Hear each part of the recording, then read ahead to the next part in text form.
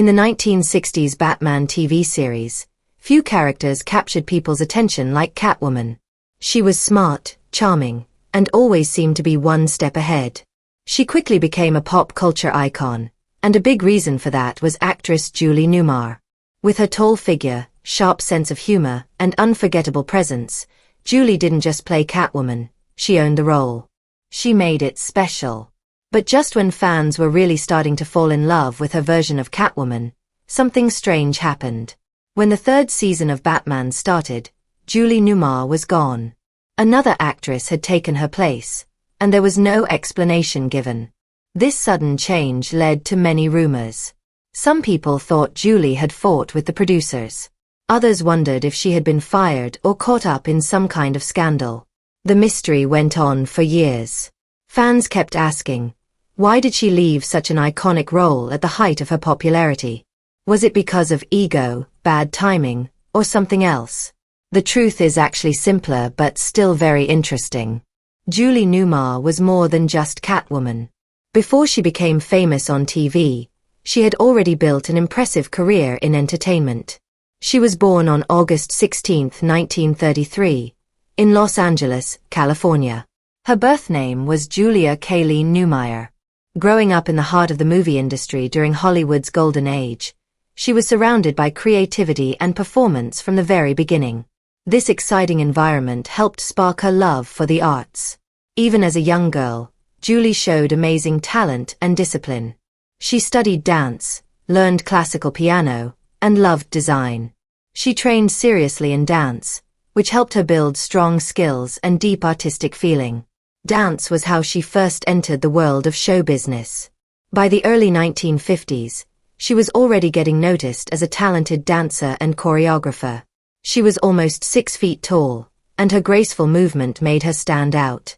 One of her early movie roles was in the classic musical Seven Brides for Seven Brothers in 1954. Julie wasn't the main star, but she played one of the brides and appeared in many of the high-energy dance scenes the movie is famous for. This role gave her national exposure and helped her move on to more important parts in theater and film. Julie didn't want to be just known for her beauty or dancing. She wanted to prove she was a serious actress. In 1956, she got the chance to do that when she landed a major role on Broadway in a play called The Merry-Go-Round. It was a clever comedy about relationships and modern life. Julie played a Swedish woman whose arrival causes trouble for a married couple. The role needed someone with charm, good timing, and strong stage presence, and Julie delivered all of that. Her performance was a big success. Critics praised her for her acting, and audiences loved her. She won the Tony Award for Best Featured Actress in a Musical that year, which is one of the highest honors in American theater. Winning the Tony showed the world that Julie wasn't just a dancer, she was also a talented actress with real skills. Julie Newmar's early life and career show that she was much more than just a pretty face on TV. She was elegant, smart, and thoughtful about her career. She made careful choices and worked hard at every step. She wasn't just a glamorous figure from the past. She was a talented woman who brought real depth and intelligence to everything she did. Julie Newmar's place in Hollywood was well earned. She had a strong background in classical arts, found success on Broadway, and created a lasting impression on television, especially as Catwoman in the 1960s Batman series. But like many famous people whose careers stretch over many decades, Julie's journey wasn't always smooth. Even after years of success, she faced unexpected challenges, and one of the most surprising was a public argument with her neighbor that became national news. This happened in the 2000s, not on a movie set or stage, but in her own neighborhood in Brentwood, Los Angeles. The disagreement involved her next-door neighbor, actor and comedian Jim Belushi, who starred in the TV sitcom According to Jim. What started as a simple dispute about home construction quickly turned into a much bigger problem. Belushi accused Julie of trying to stop his renovation plans in a very aggressive way. He claimed she made loud complaints, interfered with permits, and even tried to damage his property on purpose. He also said she made negative public comments about him, questioning his behavior and character. Instead of solving the matter quietly, Belushi took things to the next level. He filed a lawsuit against Julie Newmar, accusing her of harassment and defamation, legal terms that mean causing harm to someone's reputation. The news of the lawsuit spread quickly. Entertainment websites and even national media reported on it. It had everything the press loved: two well-known celebrities, strong opinions, and a dramatic neighborhood fight that ended up in court. For many fans, it was hard to believe. Julie had always been seen as graceful, smart, and private. Now, she was being accused of causing trouble. While Belushi's side of the story was shared publicly and in detail, Julie chose not to respond the same way. She didn't do interviews or hold press conferences. She stayed quiet and let the legal process continue without adding to the drama. People close to Julie said her complaints weren't personal attacks but were about preserving the beauty and peace of the neighborhood. She had lived in Brentwood for many years and cared deeply about how the area looked and felt. From her point of view, she wasn't trying to harm anyone. She was standing up for what she thought was right for the community. Even so, the public had already formed opinions. Talk show hosts made jokes about the feud, news sites speculated on who was right, and fans picked sides. Some people thought the conflict would drag on for years, with both actors refusing to speak to each other. But what happened next was unexpected, and surprisingly heartwarming. Instead of letting the fight go on, Julie Newmar and Jim Belushi found a way to make peace. They settled their legal battle privately, and though the details weren't shared, it was clear that the tension between them had faded. In a fun and surprising move, Julie even appeared as herself in an episode of According to Jim. The episode lightly joked about their real-life argument, and Julie played along with humor and grace. This showed that she didn't take herself too seriously and was willing to laugh about the situation. It turned a bitter legal fight into something people could smile about. The episode was well received, and fans appreciated seeing both of them together on screen, not as enemies, but as two people who had moved on. It sent a message that even public conflicts can be solved with maturity and kindness. For Julie, it was a smart way to take control of the story. Instead of being remembered for the lawsuit, she reminded everyone of her ability to handle tough moments with dignity, intelligence, and a touch of humor.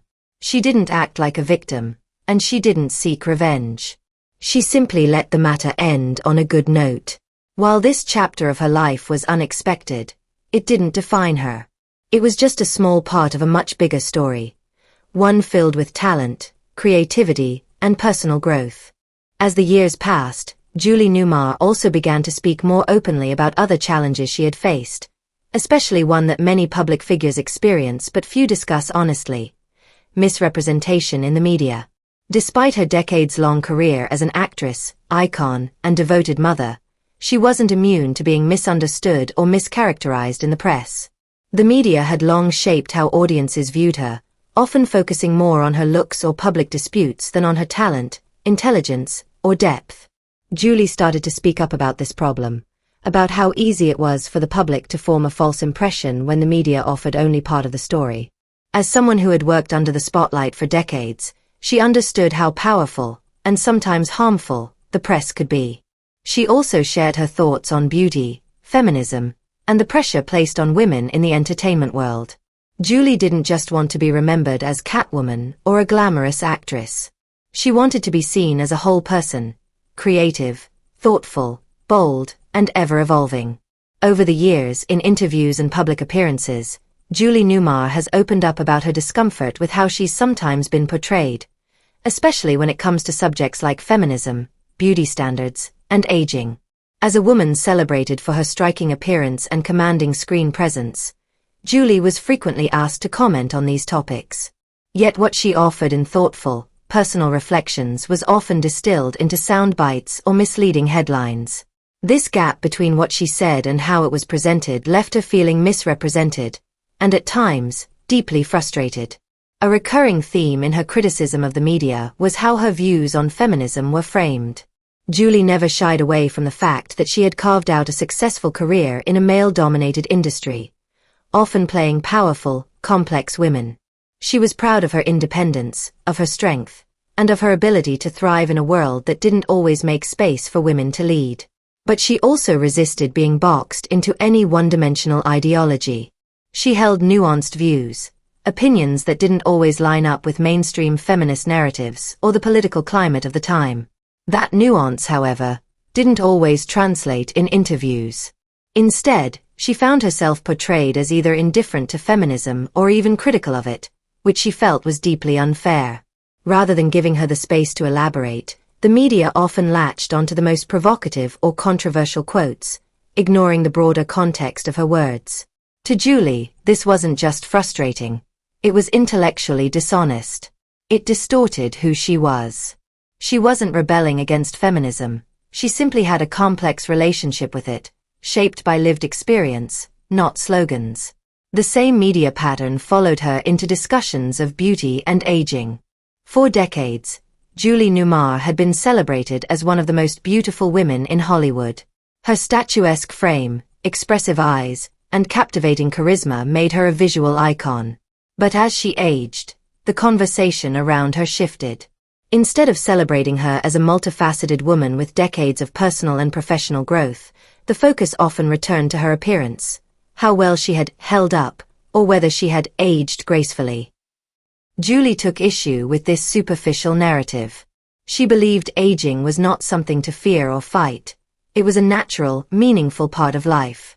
Beauty, in her view, was not limited to youth or physical features. It included wisdom, self-acceptance, creativity, and soul. Yet time and again, her deeper perspective was glossed over in favor of shallow comparisons to her younger self, or speculative commentary about her looks. It was reductive, exhausting, and symbolic of a broader cultural obsession with appearances. Even when she tried to steer interviews toward more profound subjects, her views on parenting, creativity, philosophy, or personal reinvention, the headlines rarely reflected the depth of the conversation. Over time, she began to feel like the public image of Julie Newmar had taken on a life of its own, one shaped more by editorial choices and public assumptions than by her actual beliefs. As someone who valued authenticity, this realization was troubling. But Julie didn't stay silent. When necessary, she corrected the record, through follow-up interviews, public statements, or candid essays. She believed in clarity and truth, and she wasn't afraid to push back when her voice was misused. Still, she understood that fighting the media machine was a never-ending battle. So instead of chasing headlines or reacting to every misstep, she chose a different path. Julie leaned into new forms of expression, writing, public speaking, direct fan engagement. She used her own platforms to reclaim her voice and to tell her story her way. And in doing so, she began to reshape the narrative, away from glamour and controversy, and towards something more enduring: honesty, self-awareness, and grace. The untold truth behind her replacement as Catwoman. As we reflect on Julie Newmar's career and her relationship with media portrayal, it's also important to revisit one of the most talked-about chapters in her legacy: her replacement as Catwoman during the original 1960s Batman series. For decades, the abrupt casting change fueled speculation. Was there behind-the-scenes drama, creative tension, personal fallout? The truth, as confirmed by Newmar herself and supported by production records, is much simpler: scheduling conflicts. Julie was originally cast as Catwoman in 1966, appearing throughout Season 1 and Season 2 of the Batman TV series. She was an instant hit. Her blend of sensuality, wit, and mischief redefined the character for a generation. In interviews, she recalled how quickly it all came together. There was no audition at all. The producers were desperate. By Tuesday, I was fitting into costumes. Her on-screen chemistry with Adam West and natural charisma made her version of Catwoman iconic.